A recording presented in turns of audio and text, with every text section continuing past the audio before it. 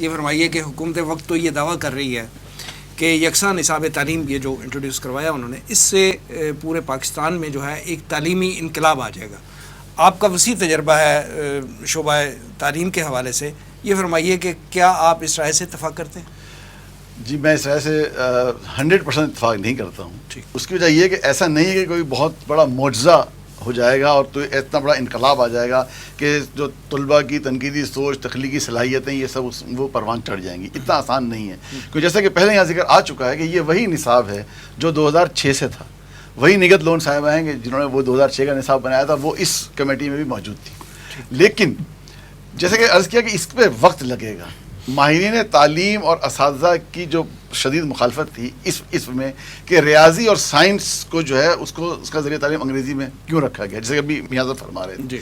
ہمیں اپنی قومی سوچ کی بات اگر ہم نے کی ہے تو ہمیں قومی زبان کو بھی پروان چڑھانا ہوگا، اور اسی حوالے سے ہمیں جو اس کے لیے تربیت کی گئی ہے وہ غیر تدریسی تربیت کی گئی اور وہ بھی آن لائن کی گئی. 300 لوگوں کو سلیکٹ کیا ہے ٹریننگ فار ٹرینرز کے لیے حکومت نے، اور ان کی جو ٹریننگ ہو رہی ہے آن لائن ہو رہی ہے. اب آپ یہ کہہ سکتے ہیں کووڈ کی وجہ سے یا کسی بھی وجہ سے ہے، لیکن آن لائن ٹریننگ کے وہ اثرات مرتب نہیں ہوتے جو ایک براہ راست کلاس روم میں بیٹھ کے ہوتے ہیں. میں ایک اور ادارے کا نام لیے بغیر یہ عرض کروں گا کہ جیسا کہ ابھی فرما رہے تھے اپنے اسکول کے حوالے سے کہ ایک اور ادارہ انہوں نے 2 اگر ان کے اوپن تھے، میرے بچے وہاں پڑھتے رہے ہیں، 2 اگر ان کے سیٹرڈے اوپن تھے تو ایک ٹیچرز کے لیے تھا، دوسرا پیرنٹس کے لیے تھا سیٹرڈے.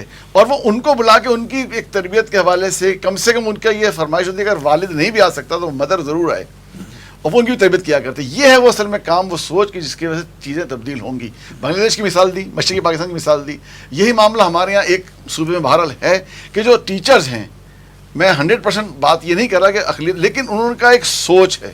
وہاں پر جو غیر مسلم ٹیچرز ہیں وہ ایک اس کو مشنری کے انداز سے کام کر رہے ہیں. جو اصل بات ہے، کتابیں کوئی بھی لے آئیں، اصل شے ہے کہ وہ ٹیچر کیا ہیں، جو اساتذہ جو پڑھا رہے ہیں وہ کیا ہے، وہ کیا چیز پڑھا رہا ہے. یہی کتابیں اگر آفاق کے تحت یا دار ارکم میں پڑھائی جائیں گی اور ٹیچر جو چیز پڑھائے گا وہ مختلف ہوگی، اور یہی کتابیں اگر کیمبرج میں پڑھائی جائیں گی، کیمبرج اسکولوں میں، وہاں پر جو ٹیچر تعلیم دے گا وہ کچھ اور ہوگی، وہ بالکل مختلف ہوگی. تو یہ بہت بڑا انقلاب تو نہیں آ جائے گا. اور جیسا کہ پہلے بھی یہاں بات آ چکی کہ اسی اردو میڈیم اسکولوں سے پاکستان کے اگر ہم چوٹی کے سائنسدان دیکھ لیں، ایٹمی ماہرین دیکھ لیں، جینیٹک انجینئرنگ کے ماہرین دیکھ لیں، ڈاکٹرز دیکھ لیں، یہ سب کے سب انہی گورنمنٹ اسکولوں سے، پیلے اسکولوں کے پڑھے ہوئے لوگ ہیں جنہوں نے جا کے ایٹمی سائنسدان تک. میں جھنگ سے اگر بات کروں تو اسی ڈاکٹر عبدالسلام جھنگ سے ہی پڑھ کر اوپر گئے تھے، اسی اسکولوں کے تھے. ڈاکٹر عبدالقدیر جا کر باہر گئے لیکن وہ انہی اسکولوں سے پڑھ کر گئے تھے. میں گورنر اسٹیٹ بینک کی آپ سے بات کروں، آئی حنفی خانے وال کے پیلے اسکول سے وہ پڑھ کر گئے تھے.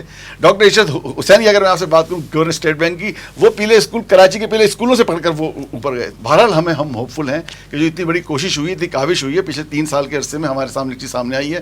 وقت لگے گا. اور میں اس میں کوٹ کروں گا اپنے معزز ساتھی کو کہ پاکستان میں نظام تعلیم کو تبدیل کرنے کا سہرا وہ 2 اسکولوں کے سر ہے.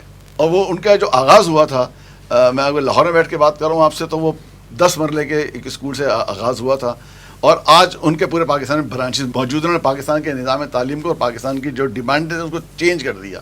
اور اس سے پہلے آج سے اگر ہم 30-35 سال پیچھے چلے جائیں تو ہم پرائیویٹ اسکولوں میں بچوں کو داخل کرایا کرتے تھے بحالت مجبوری.